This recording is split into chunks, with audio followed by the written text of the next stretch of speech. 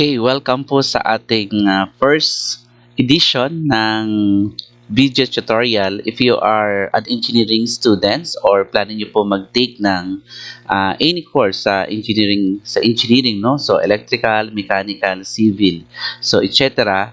na meron pong calculus yan na subject, no? So pag-uusapan po natin ngayon yung isang formula na may encounter niyo po sa integral calculus, no? Ito yung tinatawag po na power formula. So basically, dito po actually nag-i-start yung pinakaunang lesson sa integral calculus, no?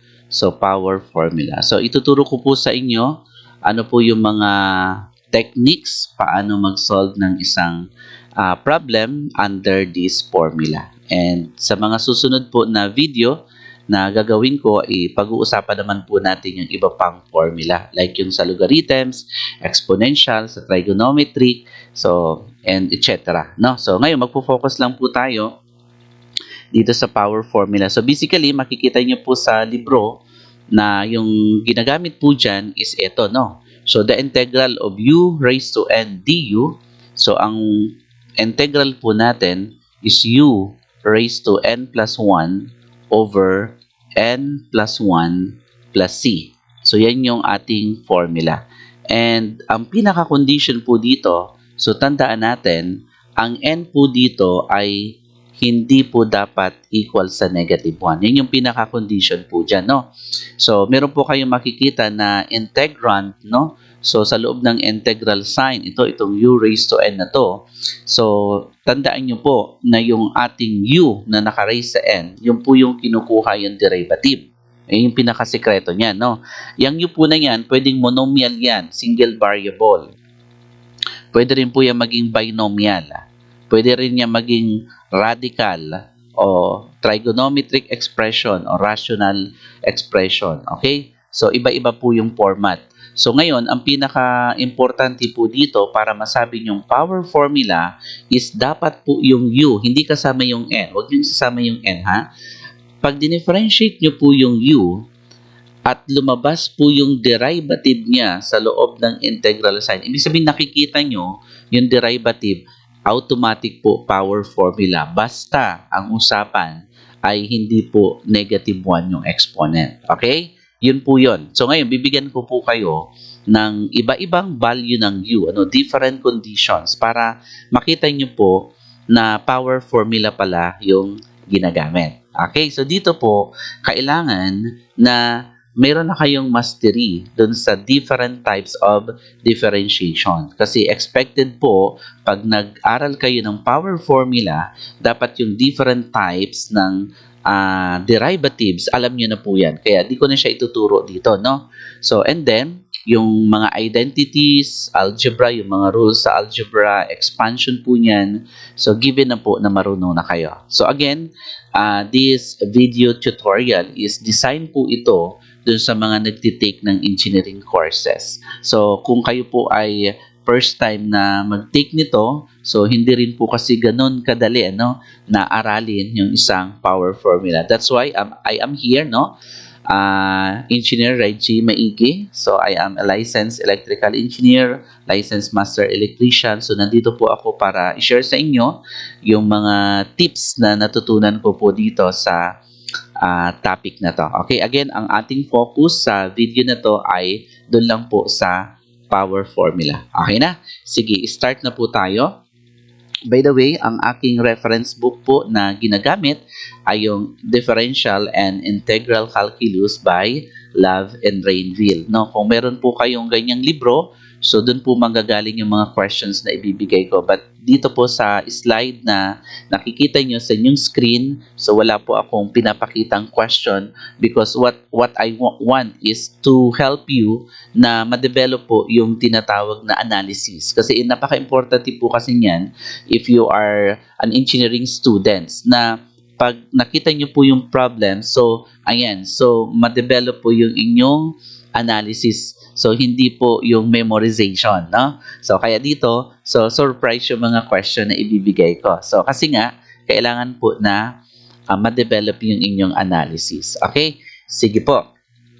umpisa natin dun sa pinaka-basic. So, yung pinaka-basic po niyan, so dito sa formula natin, so yung pang-basic calculus, kasi this topic is actually diniscuss na po ito dun sa basic calculus. Kaya yung mga dumaan ng STEM, familiar na kayo dito, no? Pero ngayon, mas deeper yung ating discussions. Kasi nga po, pang-college na to. Okay, kaya sa umpasa, medyo light, then nagiging complex yung mga questions na ibibigay ko. Okay, so example, first question po dyan, halimbawa, meron kang x raised to 5. Ayan. So, kitang-kita naman na this is a power formula because ang tinitingnan po natin ay yung variable na given and dapat po yung variable na binigay dyan inside the integral sign without the exponent, ang derivative niya is nandun. No? Ibig sabihin, yung derivative kasi natin is differential of x, dx. So, kukunin natin yung derivative ng x, which is dx. So, okay na po siya. Ngayon, yung exponent naman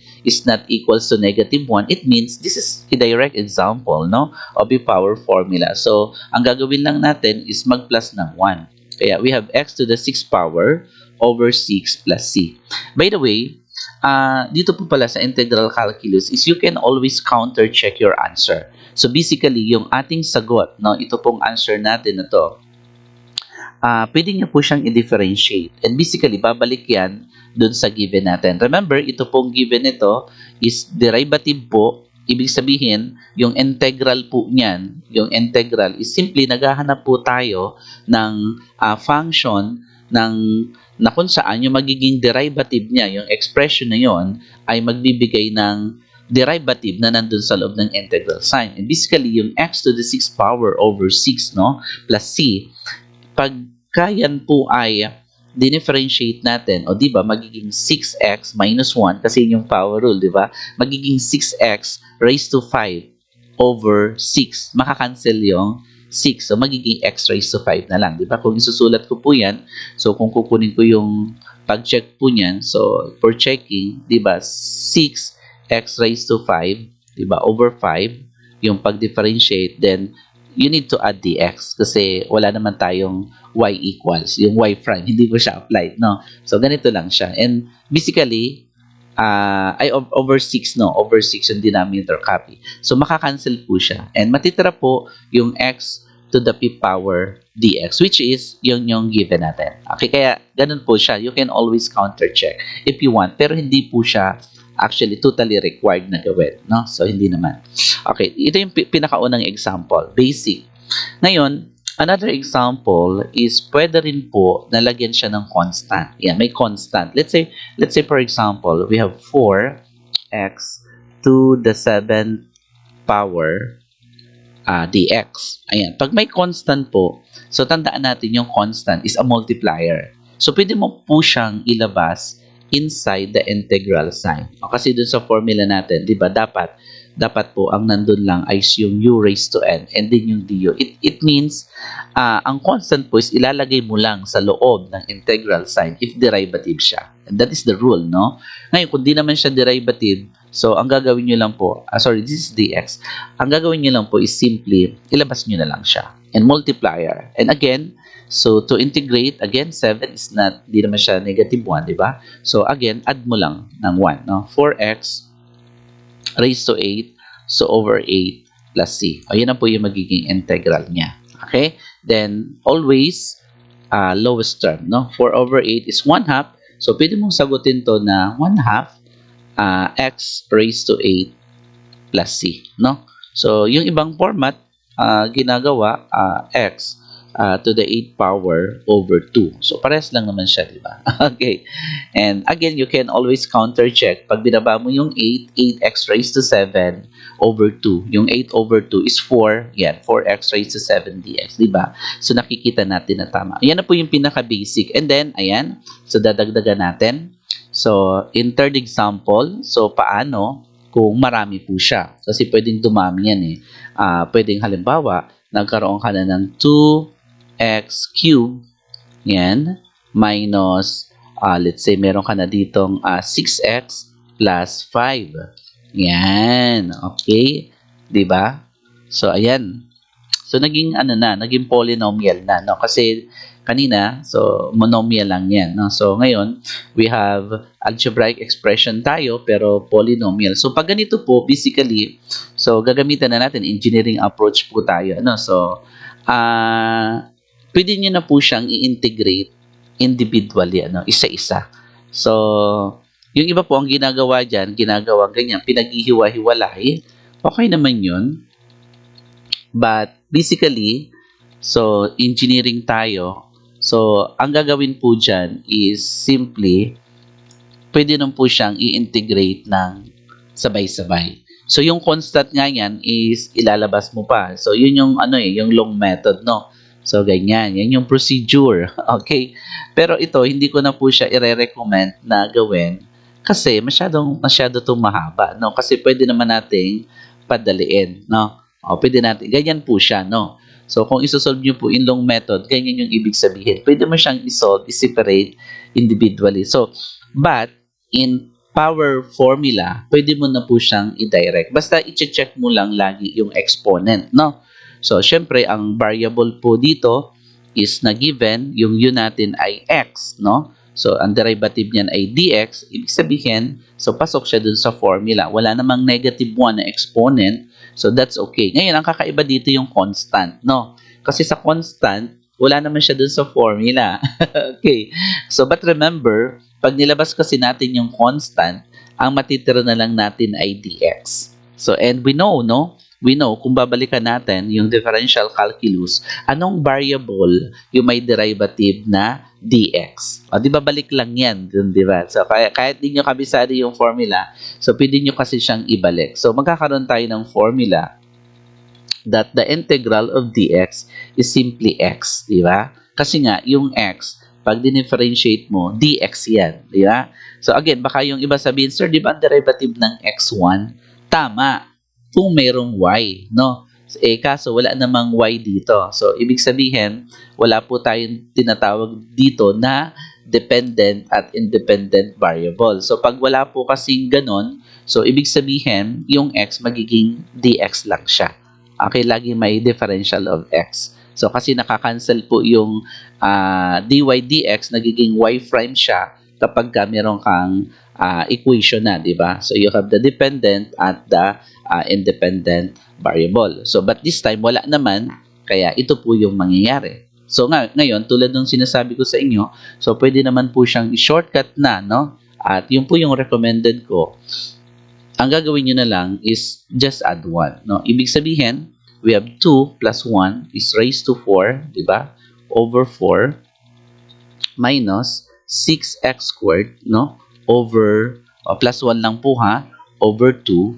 And again, so we know, pag constant, no? So, pinakita ko sa inyo, pag constant po, magdadagdag lang kayo ng x, no?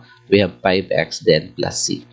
Yan na po yung magiging integral. And, so after this, don't forget to simplify. So, 2 over 4 is just 1 half, di ba? So, 1 half x raised to 4. Then, 6 over 2 is just 3. So, we have 3x squared. Then, plus 5x plus c. Again, you're not required to counter-check this, no? Kasi kung nasunod nyo po ng tama yung ating given, so sigurado po tama naman yan. So, okay. So, and basically, pag chinek mo, di ba, magiging 4x cubed over 2. Pag sinimplify mo, 2x cubed yun, di ba? We have 2 times 3, di ba? So, 2 times 3, di ba, magiging 6x. O, tama, 6x naman, di ba? Ang derivative ng 5x is 5. No? So, arbitrary constants, 0. O, di ba, tama siya? Okay, yan. Nakatatlong example na tayo. And from here, so, magdadagdag pa po tayo, no? So, okay, dagdagan pa po natin. So, dagdag tayo. Kaya lang, kailangan ko po ng another, ano tawag dito, slide kasi wala na po, no? Okay. So, ayan. So, balik tayo. So, I need one more slide. Okay. Sige po. So, dapat pala is naka-ready na yung aking mga, ayun na po, no? So, I'm hoping na nakuha nyo po yung, ano doon, no? Nakuha nyo po yung ating solution. Nakuha nyo po yung concept, no? Doon sa mga binigay kong example. Okay? Sige, let's proceed to number 4. Yan, fourth example tayo. Okay. So, dito naman, what if, no? What if yung nakita niyo pong example is meron siyang tinatawag na radical sign. Kasi may mga ganun kasi. Okay, let's say for example, we have square root of x. Yan, discuss natin to, no? So, pag may nakita po kayong radical sign, so basically, possible na nasa ano siya, nasa power formula pa rin siya. Bakit? Kasi remember, yung ating radical sign is according sa rule ng algebra, we can always rewrite, no, yung ating radical expression to yung tinatawag natin na rational exponent, no? So, and basically, ito pong square root of x is we can rewrite na x. So, remember, meron po yan ditong exponent. Pag hindi nyo nakikita is 1, no?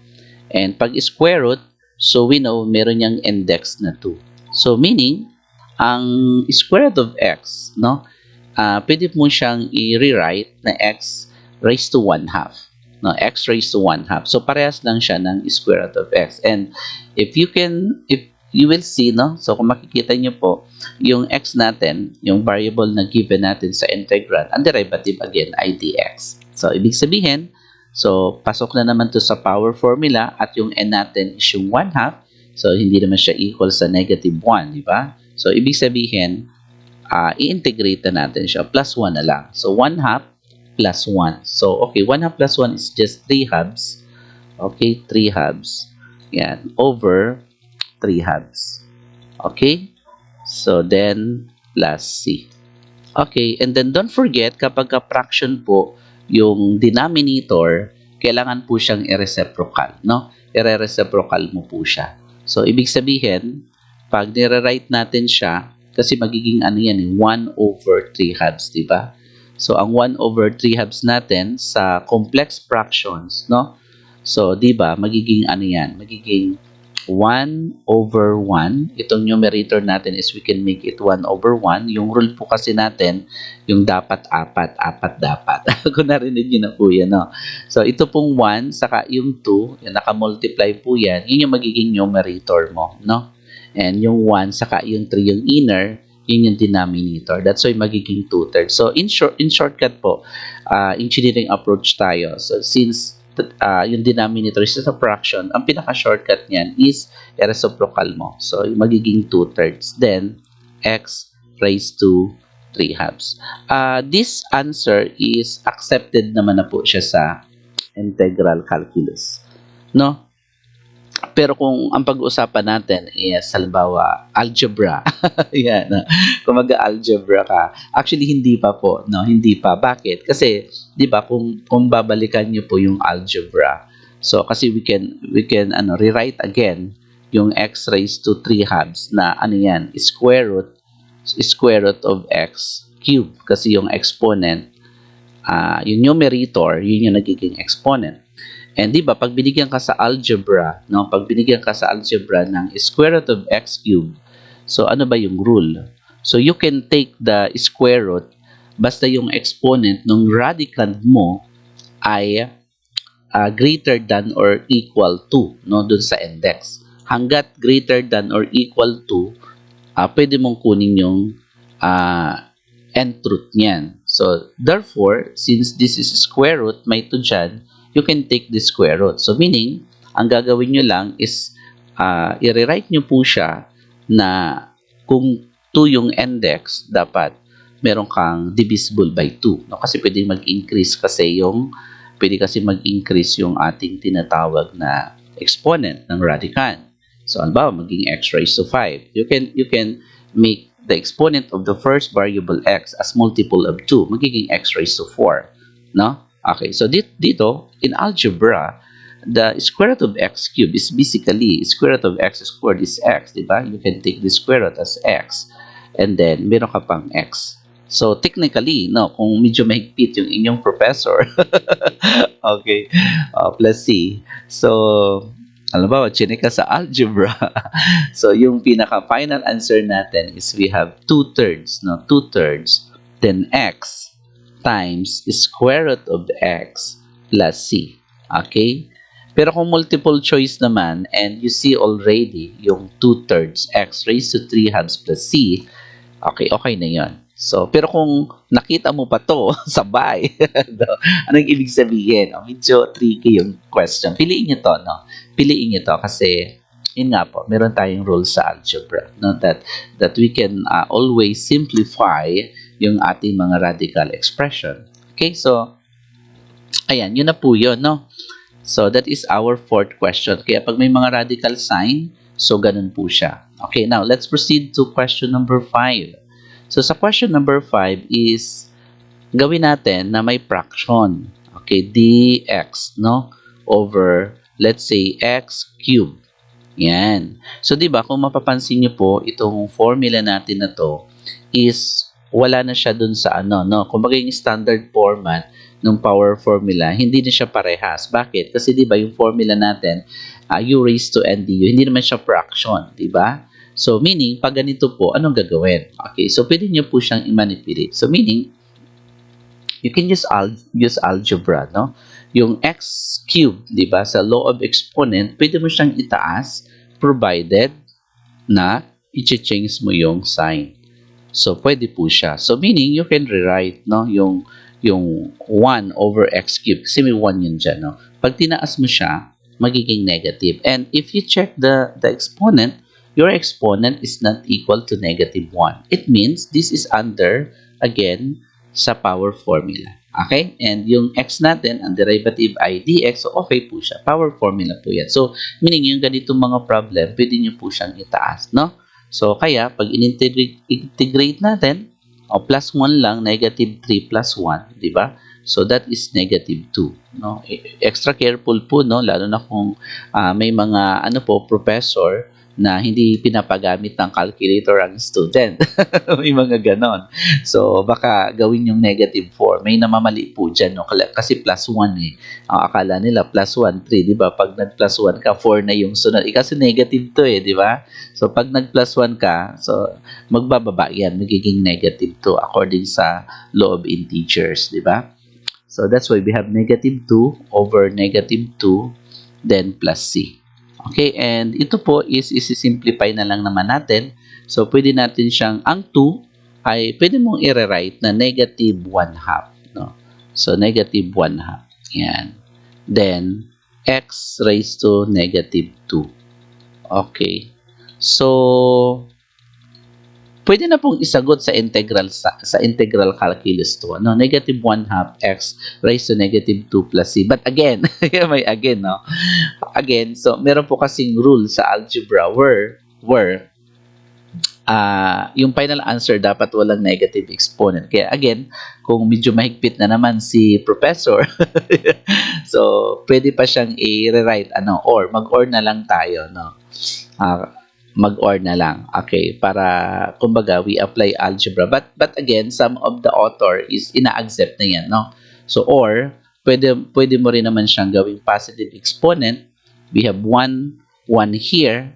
So if yung raised to negative 2 is gagawin nyo na po siya na pwede nyo isama dito yung 2, no?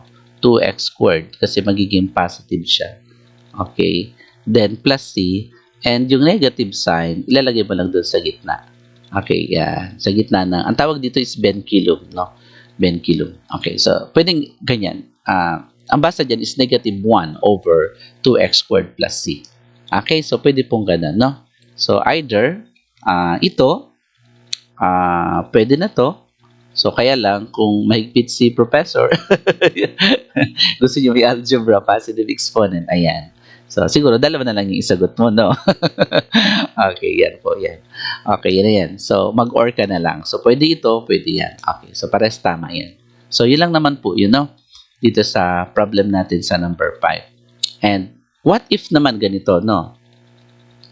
Paano kung yung problem is ganun pa rin, no? Nasa denominator, kasi may nagkamali dito, no? So, naalala ko, no? Tinuturo ko to, binigyan ko ng ganito, nilagyan ko ng constant.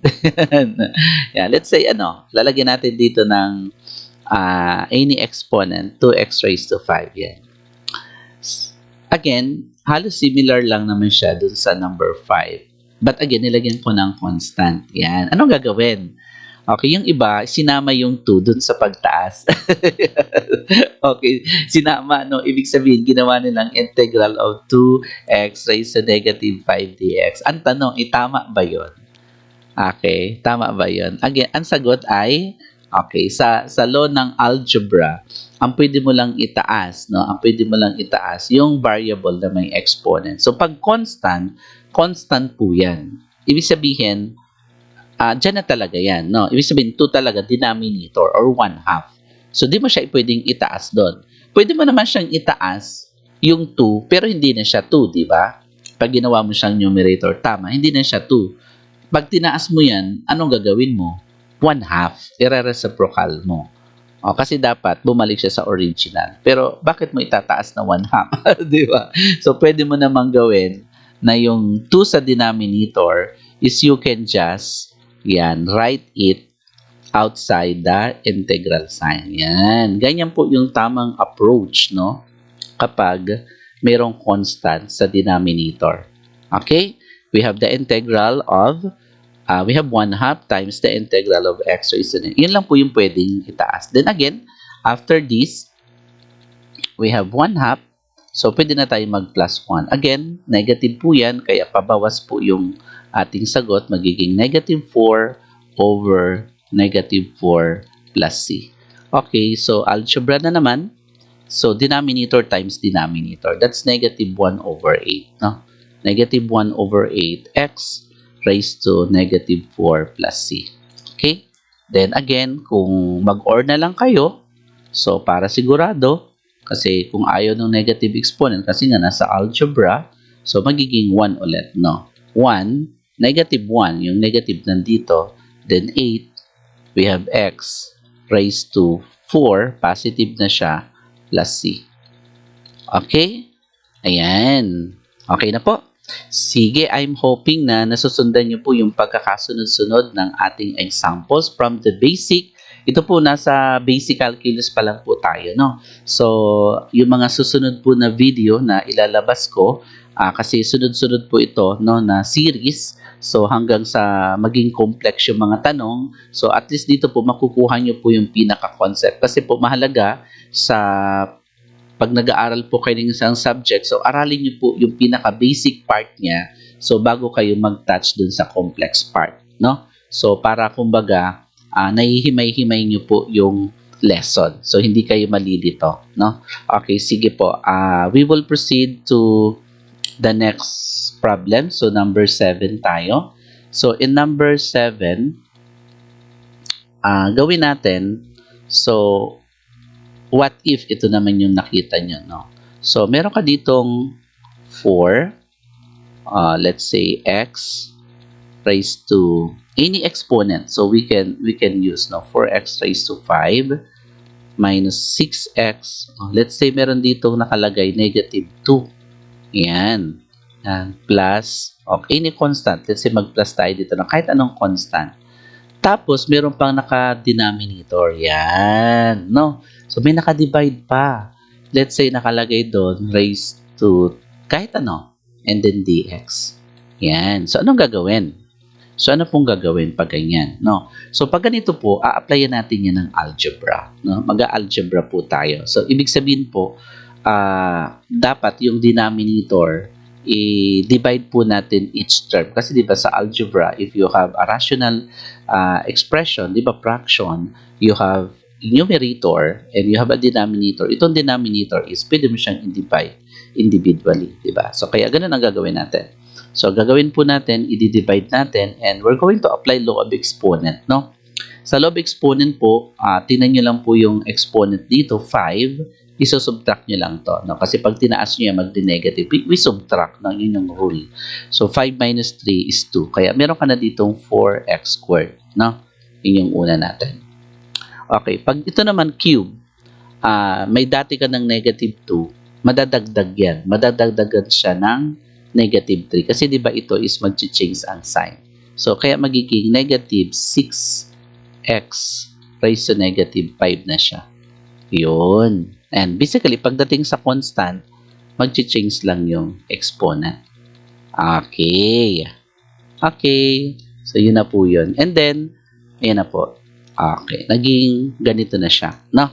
So, pagkatapos nito, pwede na pong mag-integrate, no? Kasi i-check nyo lang naman kasi dyan yung variable. Dx o x naman, okay naman. Then, exponent naman, wala naman negative 1, di ba? Kung walang negative 1, ibig sabihin, magdagdag ka na ng isa.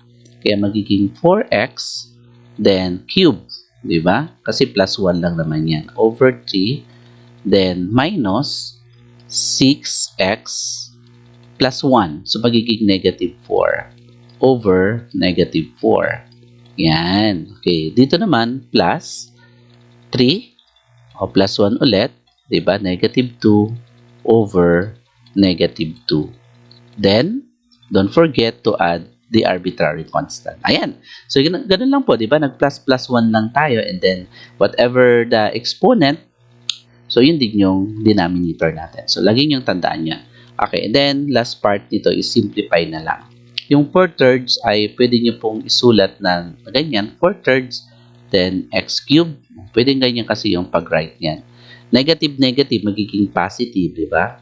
And don't forget to lowest term, yung 6/4 divisible by 2. So, magiging 3 halves siya, di ba? Magiging 3 halves. Then, we have x raised to negative 4. And then, 3 over negative 2 is magiging negative yan, di ba? Magiging 3 halves again, then x raised to negative 2. Okay, plus c. Or, yan, mag-or ka na lang. Okay. So, ang purpose ng or ay para makita niya na positive yung exponent, no? So, pwede po na 3 over 2, so magiging x raised to 4, positive na. And pwede rin dito na 3 over 2 x squared, no?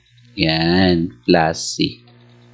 Okay, so yun na po yung naging sagot natin, no? Ayan, nakabuo na tayo ng first 7 questions, no? Dito sa ating first part ng ating series. So, hanggang dito na lang muna ito. So, at susunod po ito ng iba pang mga examples, no? So, and I'm hoping na may natutunan po kayo dito and abangan niyo po yung aking next video na gagawin, no? So, thank you very much and don't forget para gumaling po kayo sa math, so lagi niyo pong tandaan yung tinatawag na practice makes perfect. Yan. Lagi niyo na pong naririnig yan pero effective po yan, no? So, sabi nga, constant correct. Yan, practice makes progress. Kaya, kita-kita po tayo sa susunod na video ni Engineer Maige dito sa Integral Calculus. Okay, bye-bye!